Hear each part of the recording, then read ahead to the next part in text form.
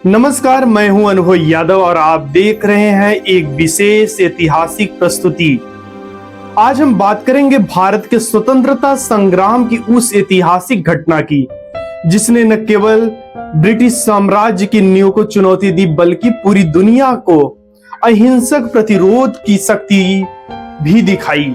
यह कहानी है महात्मा गांधी के नमक आंदोलन की, जिसे दांडी मार्च के नाम से भी जाना जाता है। साल था 1930।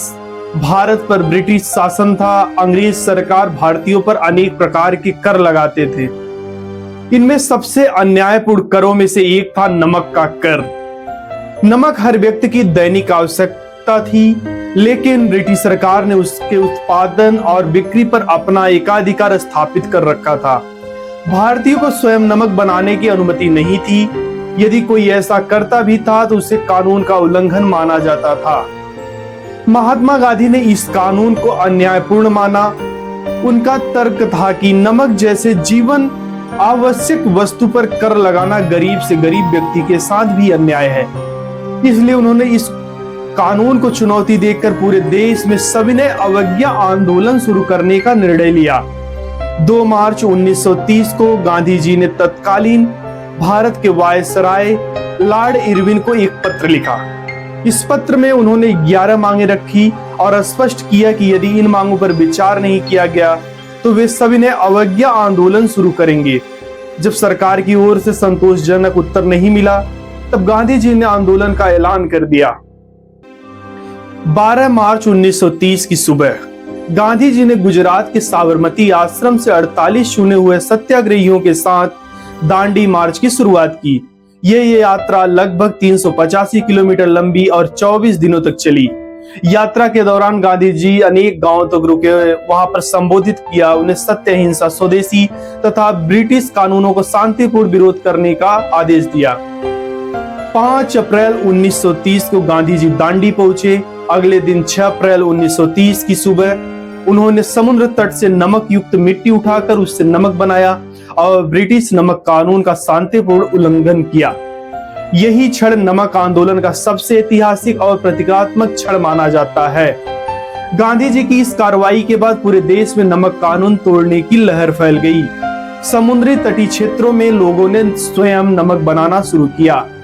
विदेशी वस्तुओं का बहिष्कार तेज हुआ। शराब की दुकानों के सामने शांतिपूर्ण धरने दिए गए। सविनय अवज्ञा आंदोलन पूरे देश में फैल गया। महिलाओं, छात्रों, किसानों और मजदूरों और व्यापारियों सहित समाज के सभी वर्ग लगभग इसमें भाग लिया। ब्रिटिश सरकार ने आंदोलन को दबाने के लिए व्यापक गिरफ्तारियां शुरू कर दी। 5 मई 1930 की रात महात्मा गांधी को गिरफ्तार कर लिया गया, लेकिन इनकी गिरफ्तारी के बाद भी आंदोलन नहीं रुका। लाखों भारतीय सत्याग्रह करते रहे। गांधी जी की गिरफ्तारी के बाद गुजरात के धरासड़ा नामक कारखाने पर सत्याग्रह शुरू हुआ। इस आंदोलन का नेतृत्व पहले अब्बास तैयबजी ने किया। उनकी गिरफ्तारी के बाद सरोजिनी नायडू ने सत्याग्रहियों का नेतृत्व संभाला। निहत्थे सत्याग्रहियों पर ब्रिटिश पुलिस ने निर्मम लाठीचार्ज किया, लेकिन किसी ने हिंसा का सहारा नहीं लिया। इस घटना को विदेशी पत्रकार बेब मिलर ने पूरी दुनिया तक पहुंचाया। उनकी रिपोर्ट ने अंतर्राष्ट्रीय स्तर पर ब्रिटिश शासन की कठोर आलोचना कराई और भारतीय स्वतंत्रता आंदोलन के प्रति विश्व की सहानुभूति बढ़ाई। नमक आंदोलन केवल नमक के अधिकार की लड़ाई नहीं, यह भारत के लोगों के आत्मसम्मान, समान अधिकार और स्वतंत्रता की लड़ाई का प्रतीक बन गया। इस आंदोलन ने भारतीय स्वतंत्रता संग्राम को गांव-गांव तक पहुंचा दिया और लाखों सामान्य नागरिकों को पहली बार राष्ट्रीय आंदोलन से जोड़ा। 5 मई 1931 को गांधी इरविन समझौता हुआ। इसके बाद गांधी जी ने उसी वर्ष लंदन में आयोजित द्वितीय गोलमेज सम्मेलन में भाग लिया। यद्यपि उस सम्मेलन से भारत को तत्काल स्वतंत्रता नहीं मिली, लेकिन नमक आंदोलन ने स्वतंत्रता संग्राम को नई गति दी, नई ऊर्जा और अंतरराष्ट्रीय पहचान दी।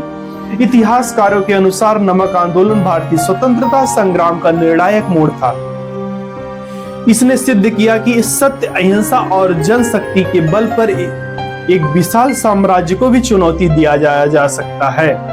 आज भी दांडी मार्च लोकतंत्र, नागरिक अधिकारों और शांतिपूर्ण प्रतिरोध का विश्व प्रसिद्ध उदाहरण माना जाता है। यह केवल एक यात्रा नहीं थी, बल्कि करोड़ों भारतीयों के आत्मविश्वास, साहस, स्वतंत्रता की आकांक्षा का प्रतीक थी।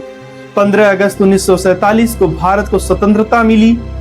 उस स्वतंत्रता की नींव मजबूत करने वाले आंदोलनों में नमक आंदोलन का स्थान अत्यंत महत्वपूर्ण माना जाता है। तो दोस्तों, ये वीडियो कैसा लगा? अगर आपको अच्छा लगा हो तो वीडियो को लाइक कीजिएगा, सब्सक्राइब कीजिएगा और अपने मित्रों को यह वीडियो शेयर कीजिएगा। धन्यवाद। मिलते हैं एक नए वीडियो में फिर से।